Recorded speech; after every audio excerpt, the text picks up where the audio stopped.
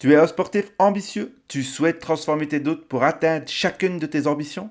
Malheureusement, il y a ta voix intérieure qui te dit que c'est pas possible, parce que t'es pas assez, t'es trop vieux, tu manques de temps pour tout faire. Hmm. Laisse-nous te prouver le contraire. Bienvenue dans L'Impossible, un choix.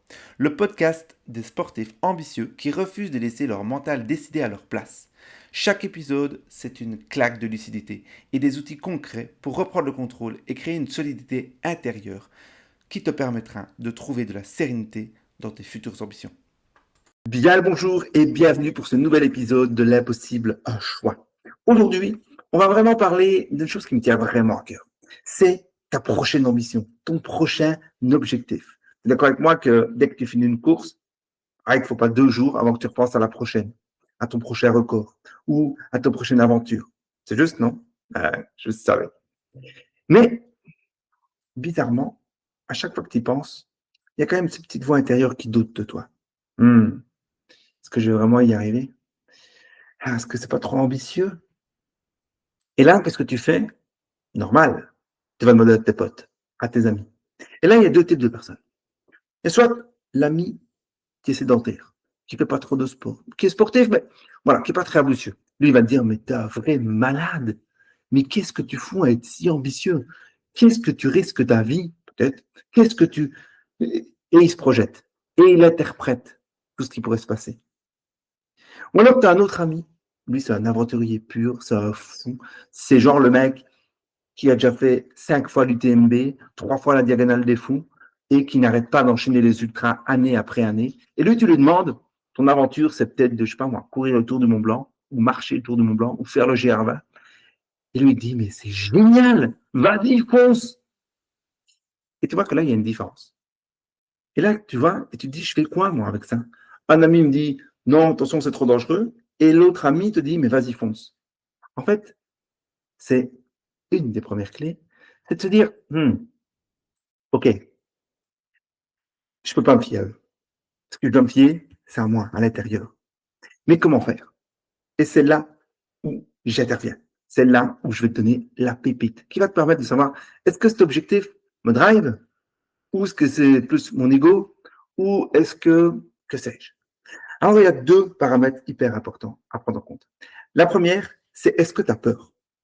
Parce que si tu as peur, c'est génial. Pourquoi? Parce que si tu as peur, ça veut dire que ton corps sait qu'il va y avoir du changement.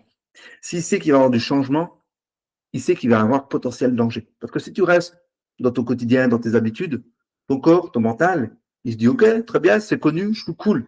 J'ai pas besoin d'en faire plus. Par contre, à l'inverse, si tu te mets une ambition beaucoup plus haute, je te donne un exemple.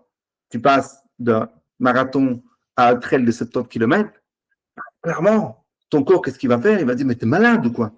Il a peur parce qu'il sait qu'il va y avoir une charge d'entraînement plus importante, il va devoir avoir une meilleure alimentation, on va devoir continuer à gérer bien son énergie, avoir un plan d'entraînement encore plus rigoureux qui va demander encore plus de temps. Et donc, forcément, il a peur parce que pour lui, c'est l'inconnu ce qui risque de se passer. Et tout est l'intérêt là, d'avoir cette peur. C'est de savoir si cette peur, elle est juste là, toutes les interprétations, les projections, etc., que tu peux faire. La dramatisation, tu peux dire: ah oui, mais si je veux faire un 75 km, je sais pas moi, au Mont Ventoux, au mois de mars, il va y avoir de la neige, et donc, ouais, des projections, t'en sais rien comment il va faire en mars au Mont Ventoux. Et le deuxième paramètre, c'est l'excitation. Qu'est-ce que ça veut dire l'excitation? Ça veut simplement dire que rien que d'en parler, tu te vois déjà. Rien que d'en parler, tu sais pourquoi tu veux le faire. Que ce soit un recours personnel, peut-être pour te le prouver à toi-même, mais surtout parce que c'est dans les valeurs que tu as envie de transparaître là pour le moment, lors de cette année, lors de cette prochaine année, de ce prochain mois, et donc tu as envie. Tu as juste envie parce que c'est ça qui te drive, c'est ça qui te motive. Et c'est justement ça que tu dois savoir, que tu dois mettre le doigt dessus. Alors comment faire? On va aller un peu plus en profondeur du coup. On sait que la peur, c'est une bonne chose, l'excitation, c'est une bonne chose. Et comment on fait pour justement valider tout ça? Ben, la première chose, la peur, quand tu sors de ta zone de confort, comme on appelle ça, quand tu fais des choses inhabituelles, ou quand tu vas faire des choses inhabituelles, c'est justement de voir, OK, est-ce que ce que je vais faire, ce que je vais mettre en place, correspond à la personne que je veux devenir dans les années ou dans les mois à venir? C'est hyper important. Parce que si tu veux faire, j'invente, je veux faire de l'apnée, alors que je suis un trailer et que mon objectif, c'est dans 5, 10 ans, c'est de faire l'UTMB, bah, peut-être que l'apnée ne me correspond pas par rapport à ce que je veux faire. Ou boulanger, par exemple. OK? Donc, c'est de voir, OK, est-ce que ça correspond à la personne que je veux être? Ça te permet de voir, OK, est-ce que les peurs sont légitimes? Elles seront toujours légitimes de toute façon, mais est-ce que j'ai envie de dépasser ces peurs? Est-ce que j'ai en moi, est-ce que j'ai envie d'aller encore plus loin dans mes limites? Est-ce que j'ai envie de découvrir encore plus en moi? Et ça, c'est important de savoir.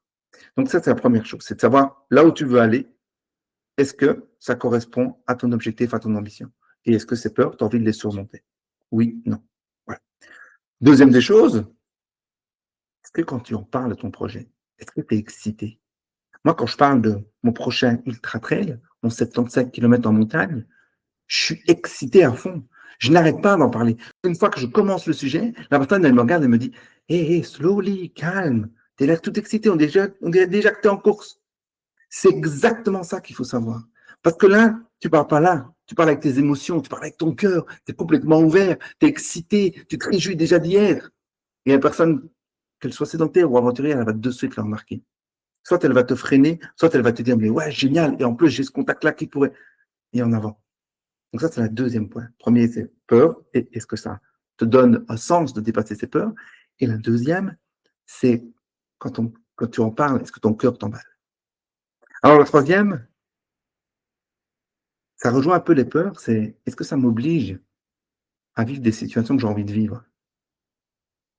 Est-ce que le fait de faire un 75 km et tout ce qui va autour, c'est-à-dire bien s'alimenter, gérer encore mieux son temps, gérer encore mieux son plan d'entraînement, rencontrer des nouvelles personnes, aller se faire du bien pour se faire masser, ou alors chez le kiné, chez l'ostéo, être suivi par un médecin du sport pour justement avoir une bonne santé, un bon équilibre musculaire. Est-ce que ça fait partie de ce que tu as envie de vivre dans les prochains mois? Si oui, encore, tu coches. Troisième point, hyper intéressant, non? Et donc, moi, je vais résumer en un mot.